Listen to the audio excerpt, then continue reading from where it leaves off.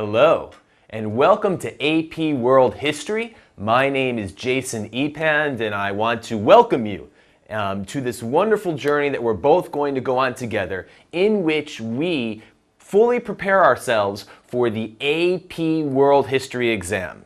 This course is divided into 3 sections. The first part of the course is straight out lecture. It's when I'm going to be providing you all of the information you need in order to get a very successful, meaning 5, score on the AP exam. Okay?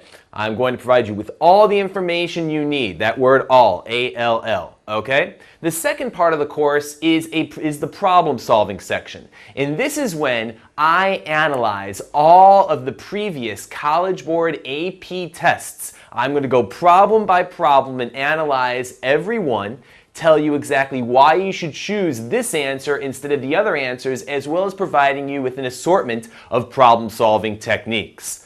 The third part of the class is the essay part of the class. And this is when I take probably the past anywhere from 7 to 10 years, all of the free response and all of the document-based questions, and I analyze them. I go through each of the documents with you. I try to provide you with hints, meaning an organizational apparatus by which you can base your essay on. The important thing is that throughout this course, obviously in the essay part, I'm going to be providing you with instructions and with the proper, you would say, intelligence, so that when you get a historical essay question, be it in your school class, on the AP test, or even sometime in college, you will have the system, the right system in your mind so that you can immediately attack the question the way that the teacher intends you to.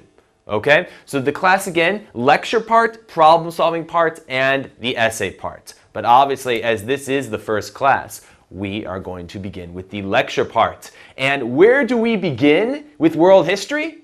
Well, we don't begin with the Big Bang or anything like that. This isn't physics, okay? So we're going to keep the science to a bare minimum, which is probably a good thing because my knowledge of science is not the greatest. But anyways, I'm not a science teacher, I'm a history teacher. And where we're going to begin is with something called the Pangaea. You're going, what? What is the Pangaea? It's spelled P-A-N-G-A-E-A. And the Pangaea is the supercontinents.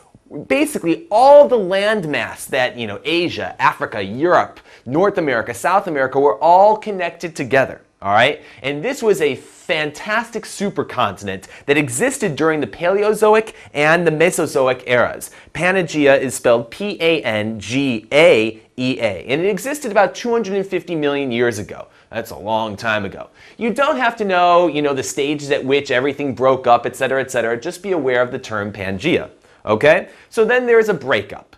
Well, we're going to jump from this point, which is 250 million years ago, and we're going to jump to a point that was about 4 million years ago. Why? Because that's when the first people, people existed on this planet. Like we, us, today. All right? But they weren't Homo sapiens. The first group of people that were on this planet were called the hominids. H-O-M-I-N-I-D-S.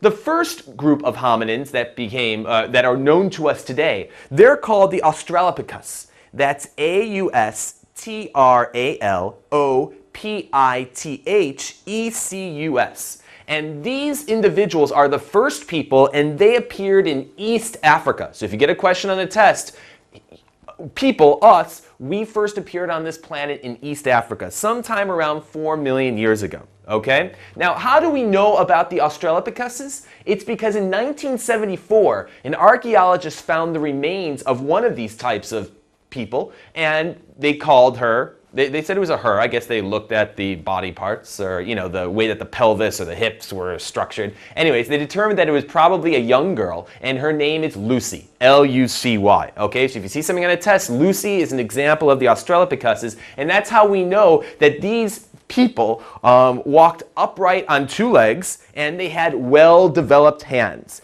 They used stone tools, but they didn't use fire all that much. That was more associated with the next group of people I'm about to mention, okay? The next group of hominids, H-O-M-I-N-I-D-S, remember hominids are the people before us, the Homo sapiens. The second group is called Homo erectus. And Homo erectus, H-O-M-O, erectus, E-R-E-C-T-U-S, As you will see, I will try to spell all of these words that are multisyllabic. The reason why it's world history, and one of the things you have to know with world history is names and ideas and religions, and there's a lot of strange words in there, so I'll make sure to spell all of them for you. Again, Homo erectus. Homo erectus appeared somewhere around 2.5 million years ago and existed up till about 200,000 years ago, okay? They had a larger brain than that of the Australopithecus, and obviously with that then they could provide, or they could produce more sophisticated tools. The notion of controlling fire, is very much associated with the Homo erectus people. Okay? They were known for their well-coordinated hunts where large groups of people would go out, and they sort of migrated all about Asia and Europe, and I'll discuss some of these communities later. Okay?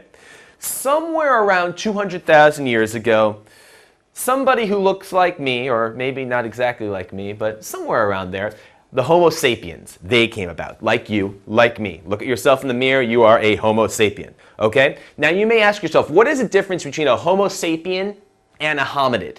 The number one difference deals with our brain. But it's not the fact that our brains are larger. No, rather it's the fact that our brains have a larger frontal lobe. The area is sort of in the front of our head, kind of around here, okay? The important part about this is that our frontal lobe provides us with our reflective thought, with our conscience, with certain types of emotions, and certain type of moral code, okay? That's what typically is associated with this area of the frontal lobe, all right? That's the main difference between all these people. Obviously then, with a larger, more sophisticated brain, then they're going to be able to provide for better and more sophisticated tools, whether it's knives and spears and bows and arrows. And as you can imagine, as every new species of Homo sapien, Homo erectus, Australopithecus, Homo erectus, and then Homo sapiens appeared on this planet, it places a tremendous pressure and strain on the other species in the world. Obviously because, one, it's the idea of something being superior to the other. Okay? Now, the era that we're in right now, in which people are first on this planet, is called the Paleolithic era. Paleolithic is P-A-L-E-O-L-I-T-H-I-C. This is the Paleolithic era. Okay? Let's discuss the society around the Paleolithic era. First of all, these individuals, Paleolithic, it's hunting and gathering people. Okay? They are hunters and they are gatherers. Okay? Some of the aspects about their life together is, first of all, they did not believe in private property. No private property. Everything is egalitarian. Egalitarian meaning everyone's on the equal. Everyone's equal. Egalitarian. Obviously, it's not, I'm not talking about communism or something like that, but it's the idea that everyone officially is equal, although unofficially, who knows what happens. But egalitarian, E-G-A-L-I-T-A-R-I-A-N. All right, everyone is egalitarian. Typically, they lived in small bands. And this is what I mean by bands, like a music band, is about 30 to 50 members. So what you're having here is an extended family or a clan. Okay? One thing though, if you are not part of the clan, they do not want to have any association with you. Paleolithic people during this time are very unfriendly. They hate strangers and they will kill you. Why? Because they obviously think you are after their food, and food is probably the most precious type of commodity during that time. No strangers allowed. All right, you gotta create your own clan, or who knows if you're on your own. Sorry about that. Okay, obviously they were very known for their big game hunting. We've all seen the pictures at the natural history museums of them attacking some great woolly mammoth, or gosh only knows. There were some permanent Paleolithic settlements. Even though most Paleolithic people were nomadic, there were some permanent settlements, all right? Where would they be? They would be typically, if the area was known for being very rich with resources, okay, they would settle there. Some examples of them include the Natufians, N-A-T-U-F-I-A-N-S, and they're located in the eastern Mediterranean. You've got the Chinook people, the Chinook, C-H-I-N-O-O-K, and they're living in the northwest area of North America. Obviously, the popular name for the popular name for the ethnic group known as the Chinook are the Eskimos. And finally, you've got the Jomon. The Jomon, J-O-M-O-N. The Jomon are sort of what we would say is, I don't want to say the ethnic Japanese people. They were located, I believe, on the northernmost island of Japan. Maybe it's called Hokkaido, H-O-K-K-A-I-D-O. You don't have to know the name of that Japanese island, by the way. But anyways, that's with the Jomon, Jomon. Again, another permanent Paleolithic settlement, okay? Let's talk about a couple of people, a couple of cultures and people that existed during Paleolithic times, okay? The first group of people, and both of these groups, I should say the first group, the Neanderthals, are part of the Homo erectus hominids, okay? Neanderthals, Neanderthal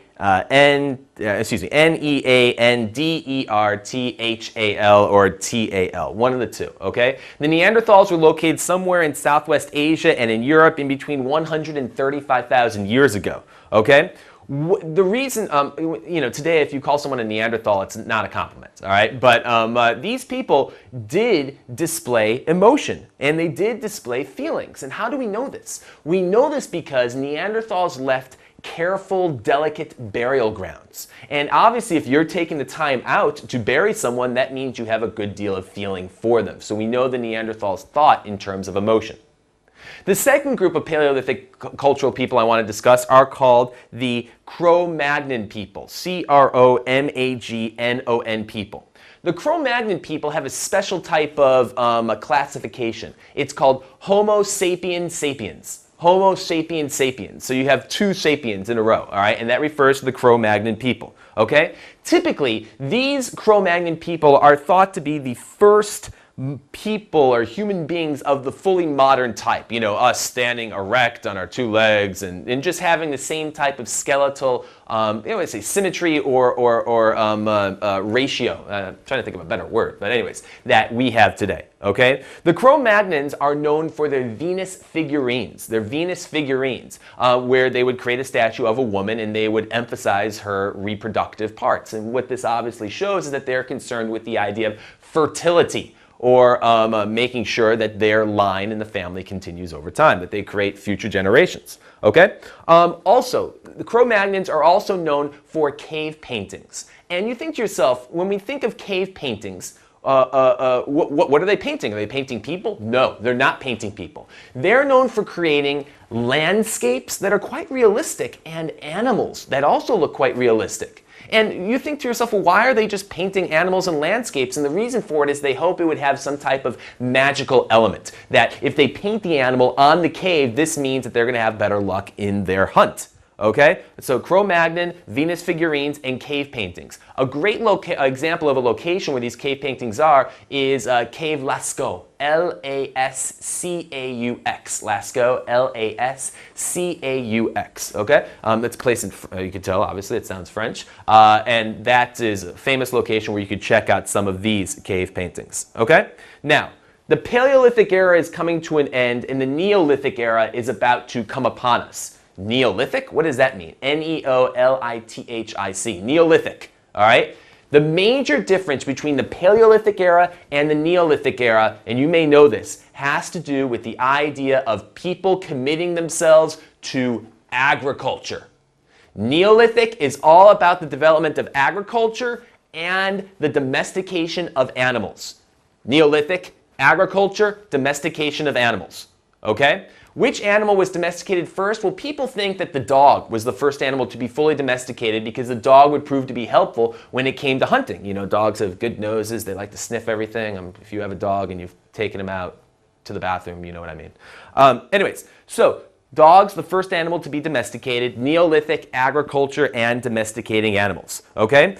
They think the Neolithic era, or I should say they, anthropologists think that the Neolithic era occurred somewhere in between 12,000 and 6,000 years ago, okay? Typically, women are given credit for domesticating, or I should say for cultivating plants, which obviously leads to farming, whereas men are given credit for domesticating the animals themselves, okay? We think that, agriculture itself began to prop up somewhere around 9,000 years ago, okay? And obviously the cultivation techniques used at the time were not good for the land, stuff like slash and burn, just using, not planning and plotting for the future, but just hoping for some type of crop within the next few months would be the type of techniques that farmers would use back then, okay? Now you may ask yourself, why are people committing to the idea of agriculture? Why don't we just continue being hunting, gathering people and go on the adventure and try to find something to kill every day? Well, the reason for it is because agriculture provides a steady amount of food. In the Paleolithic era, there were some, weeks where there was a lot of food to be had, and then there were other weeks when there was no food to be had. And you probably know, well, I don't know if you've ever starved or you've ever been in a situation you've been really hungry for a long period of time. It stinks, right? It stinks. So the idea of having a steady supply and a steady source of food is very, very important. Very, very important. Okay? So with this idea of agriculture becoming important to societies, this is going to cause more food to be available. When more food becomes available, this means the society, whatever type of society it is, be it a village or a town, because that's all that really existed during this time, okay? Even towns, very sparsely. I'm using the term very loosely, town, okay? But you may ask, how do these things grow? And how it grows is because when there's more food, that means the area then can afford to have more people. And so bit by bit by bit, the population is rising because the amount of food available for people is also growing. And that's when you get the emergence of villages and towns. A great example of a very early Neolithic village is Jericho, Jericho, no relation to the wrestler. And then you have, in addition to that, I should say, what these towns and these villages were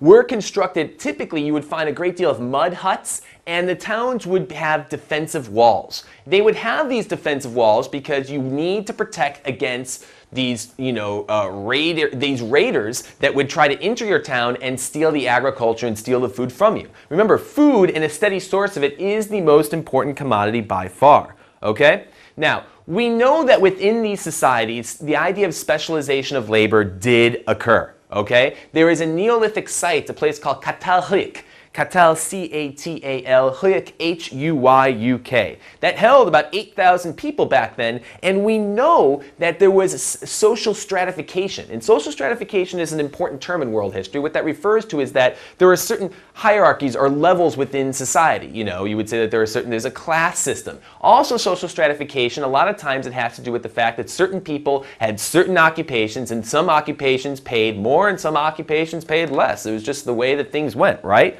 Okay? But anyways, we know that Catal Huyuk shows social stratification because of the homes that archaeologists have excavated. They found evidence of certain homes having certain luxuries and other homes not having these luxuries.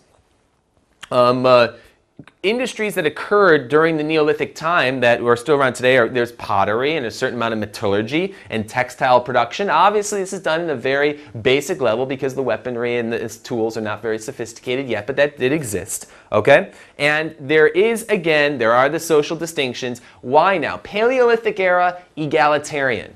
Neolithic era, now we have certain types of private land ownership. And obviously, with the idea that certain people can own more land than others, this is going to create a social distinction. In terms of their culture, people of the Neolithic era believed very much in the idea of the life cycle, just a very natural form of thinking in that, you're born with a baby, you grow up, and then you reach your peak, and that's when you have your family, and you're the most important to society, and then, then you're on your way down, and, and even old age wasn't a huge concern back then, but old age back then could be anything around 40 or 45 years of age. Okay? Remember, medicine is still very, very small.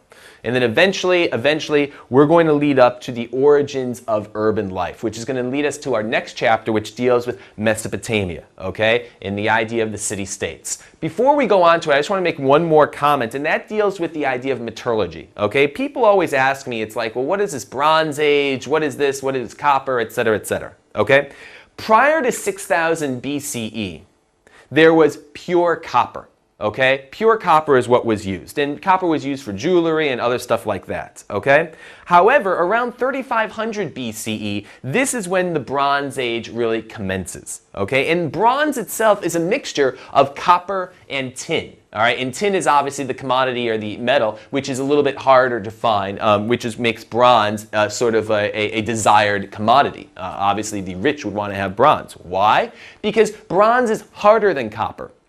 And also, it holds a better edge than copper as well. Now people may say, well, yeah, but is bronze as durable and as sharp as a stone may be? And then stones were not as popular as something like bronze or copper. Why is that? Stones weren't as popular because the process of forming stone tools is a very, very labor-intensive type of activity, and thus it's very inefficient. So Stone Age is sort of thrown to the side, right? And instead what we have is the Bronze Age, because it can just be applied to things that these Homo sapiens wanted to apply it for.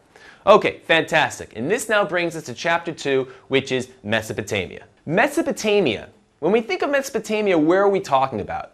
We're basically talking about the land between the rivers. What rivers? The rivers are called the Tigris, Tigris, and the Euphrates, capital Euphrates, the Tigris and the Euphrates. And this is a valley, you would say that it's basically a hot, fertile floodplain that exists in this valley in between these two rivers, okay? There's not a lot of rain in this area, but there is plenty and plenty of flooding in this area. So thus, irrigation and some notion of a tributary system is going to become important if societies are going to thrive in this area. And we'll get to that basically in just a moment, okay? A lot of migrants come from other areas and they fill this area of the what we're now calling Mesopotamia, okay? These especially include Semitic people. Today Semitic people include, Jewish people, and a lot of Arab Muslims also would be considered Semitic people during this time, okay?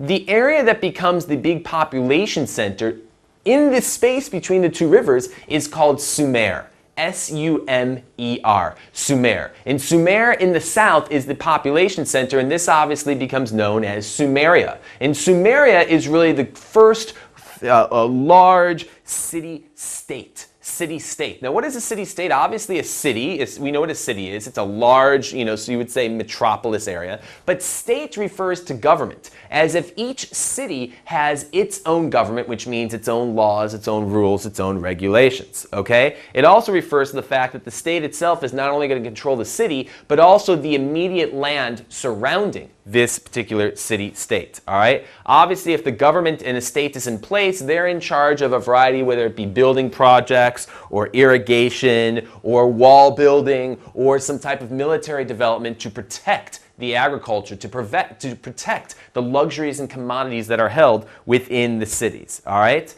Obviously, because now there is social distinction, certain people and certain families are now making a good deal more money, and we have the emergence of the nobility. So you may think to yourself, how do we get to the point of kingships? Well, kingships occur because noble families make some sort of compromises and they elevate one person or one part of the family as to be the leader in the kingship, and then maybe, preceding future generations would follow that line. Okay? Really quick, I want to make it I should state that before I go on to the variety of empires that are in Mesopotamia, I should say that this area in between the rivers is very much influenced by a great deal of water that comes down a series of mountains that's just north of this particular area. I think it's maybe located in Syria today, okay? And thus, because of this flooding that occurs every springtime when the snow kind of melts, irrigation and dams are very, very, very necessary. And thus, the individual who is going to create the first big empire, he, meaning Sargon of Akkad, he is known for creating the most successful way of controlling the flood. For instance, the idea of Noah and the Great Ark. Noah and the Great Ark is found in the Old Testament. Sometimes it's associated with Hebrew or Jewish thinking, but rather it's just a traditional Mesopotamian legend, right? Which was that there was this great flood. And this area in between the rivers did have a great deal of flooding before individuals came up with the proper technology to prevent this flooding or to use the water in order to irrigate the land during the dry months of the summer. Okay? Sumerians were the first to do this, and the first to provide it from a largest perspective is Sargon. Sargon, S-A-R-G-O-N, this is a man. He is not a Sumerian. He is an Akkadian, A-K-K-A-D-I-A-N-S, Akkadian, all right? So Sargon is from Akkad. He seizes trade all around the area. He seizes control of all the natural resources. And eventually, he basically controls the area of Mesopotamia from about he was around from 2370 to 2315 BCE, but the Akkadians dominate up until about 2000 BCE. The next group of people are, you would say, the Old Babylonian Empire. There's two Babylonian empires, old and new. We're going to get to both, of course. The Old Babylonian Empire, the individual that is most noted is Hammurabi, Hammurabi, who ruled from 1792 to 1750 BCE. Okay? Hammurabi is very good at centralizing the bureaucracy and also regulating taxation. But when we think of Hammurabi today, we think of Hammurabi's law code. All right? The law code is basically a series of laws of retribution. That if something bad is done to you, this is your way of recourse. This is your way of getting, I wouldn't say revenge, because they are not pro-vengeance, but rather this is the series of punishments in the ways that we will try to rectify what happened to you.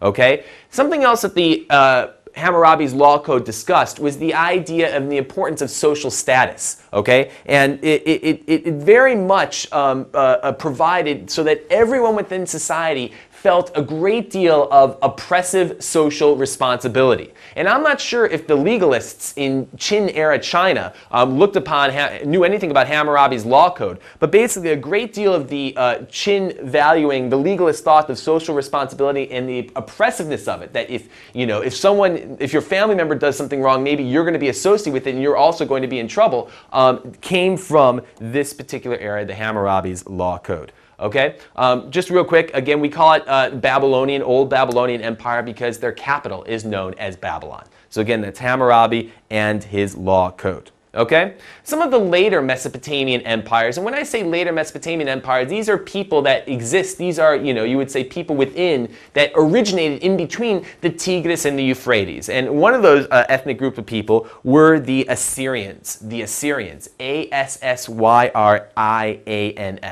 The Assyrians are from northern Mesopotamia. Okay, northern Mesopotamia, and they had an empire that ruled for probably the longest of any of these that we're going to be discussing in this chapter. They ruled for about almost 700 years, 1300 to 612 BCE. Okay, the Assyrians were known for their very powerful army, very intelligent army. In fact, they may have been the first group that coordinated cavalry, infantry, and the idea of certain missile launching. Obviously, we're not talking about missiles as we think of today, but the equivalent of sorts back then, whether it's some sort of catapult or something like that. Okay, so they had a keen grasp of logistics. The Assyrians were known for being very cultural people, highly read and progressive, but they were also known for being very, very cruel, destroying, for instance, the first Hebrew temple, etc., etc. Okay? The Assyrians, yes, they ruled for a long time and they were tyrannical, but eventually unpopular rule broke them up. And their rule ends around 612 BCE. Really quick, there's cities, I should mention, capital Assur, Assur, and capital Nineveh, Nineveh, Nineveh. These are Assyrian cities. When the Assyrians end around 612 BCE, we now have the New Babylonian Empire. The New Babylonian Empire doesn't last very long. It only exists for maybe about 50 years, 600 to 550 BCE. These people are the Chaldeans. Chaldeans, the Chaldeans, okay? And their most famous ruler, who ruled for a good deal of this time, was Nebuchadnezzar. Maybe you heard of Nebuchadnezzar. Nebuchadnezzar. Nebuchadnezzar. Nebuchadnezzar ruled from 605 to 562 BCE, and he is known for creating one of the wonders of the ancient world, the Hanging Gardens of Babylon. Nebuchadnezzar, Hanging Gardens of Babylon, New Babylonian Empire, the Chaldeans. All right, that brings us to the end of this first class. Next class, we're going to finish this chapter on Mesopotamia and then move on to chapter 3, which deals with ancient Egypt. Thank you so much for listening. I hope you learned a lot, and it's the beginning of this journey, but we're all going to go through it together. Wonderful. I don't know what that means, but great. Thank you so much. Bye-bye.